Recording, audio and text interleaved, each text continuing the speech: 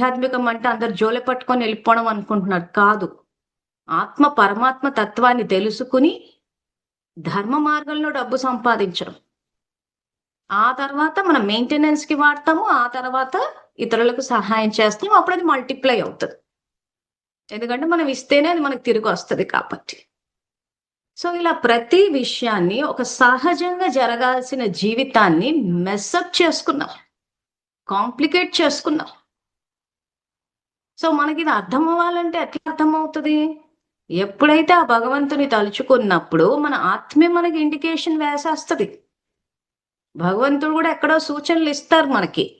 దానికి తగ్గట్టు చేసుకుంటూ పోతాం. ఈరోజు పూజలని పూజలు చేస్తున్నా కానీ, ఈరోజు ఆహారం ప్లేట్‌లోకొచ్చినప్పుడు చాలామంది ఇంకా పాతకాలం ఇప్పటికి కొంతమంది ఏం చేస్తారంటే, ఒక ముద్దని తీసి అలా తలుచుకుని పక్కన పెడతారు. భగవంతుని తలుచుకుని తింటారు.